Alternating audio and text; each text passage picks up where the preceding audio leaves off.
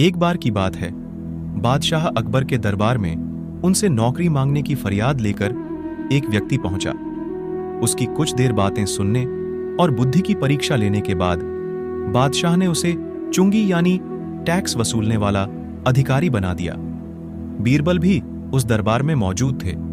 उन्होंने उसे कुछ देर ध्यान से देखने के बाद कहा कि बादशाह, यह व्यक्ति ज्यादा ही चालाक लग रहा है। यह जल्द ही कुछ न कुछ बेईमानी जरूर करेगा। होते होते कुछ समय गुजरा और तब तक उस व्यक्ति ने टैक्स वसूलने का काम पूरी तरह संभाल लिया था। एक दिन बादशाह अकबर के पास एक दो व्यक्ति उस अधिकारी की शिकायत लेकर आए। शिकायतें मामूली थीं, इसलिए उन पर ज्यादा किसी ने ध्यान नहीं दिया। उसके बाद रिश्वत लेने और जनता को परेशान करने के आरोप भी उस अधिकारी पर लगने लगे। इतनी शिकायतें आने पर बादशाह ने सोचा कि इसका तबादला ऐसी जगह कर देता हूं जहां इसे बेईमानी करने का मौका ही न मिल पाए। इतना सोचते ही बादशाह ने फैसला किया कि उसे अस्तबल का मुंशी बनाया जाएगा। फिर अकबर ने मन में कहा कि अब घोड़ों की लीद उठवाने के काम में ये क्या ही बेईमानी कर पाएगा। वहां मुंशी के पद पर पहुंचते ही उस व्यक्ति ने फिर रिश्वत लेना शुरू कर दिया। उसने सीधे घोड़े की देखभाल करने वालों से कह दिया कि तुम लोग घोड़ों को कम दाना पानी खिलाते हो। इसका पता बादशाह को चला है, इसलिए मुझे लीद को तोलने के लिए भेजा है।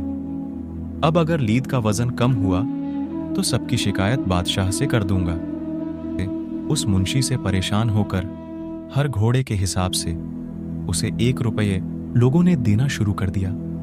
यह बात भी कुछ समय बाद अकबर तक पहुंच गई। उन्होंने मुंशी को सीधे यमुना की लहरें गिनने का कार्य सौंप दिया। फिर बादशाह के मन में हुआ कि अब यहां तो यह कोई बेईमानी कर ही नहीं पाएगा। कुछ ही दिनों में जैसे ही वो व्यक्ति यमुना किनारे पहुंचा तो वहां भी उसने अपना दिमाग दौड़ा लिया। वो नाव से सवारी करने वालों को रोक रोक कर कहता कि मैं लहरें गिन रहा हूं, ऐसे में तुम लोग यहां से नहीं निकल सकते हो।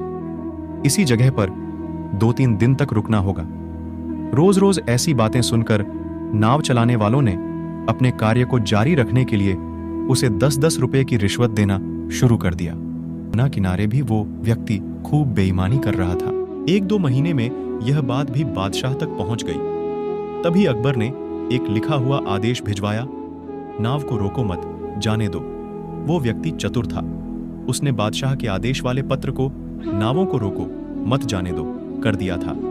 इस थोड़ी हेरफेर के बाद उसने अकबर का आदेश वहां टंगवा दिया। आखिर में उससे परेशान होकर बादशाह ने उसे नौकरी से ही निकाल दिया। तभी बादशाह को बीरबल की बात याद आ गई कि ये आदमी बेईमानी जरूर करेगा। तब उनके मन में हुआ कि मुझे उसे पहली गलती में ही कठोर दंड देना चाहिए था। कहानी से सीख, दुष्ट अपनी दुष्टता और बेईमान अपनी बेईमानी कहीं भी जाने पर नहीं छोड़ता है।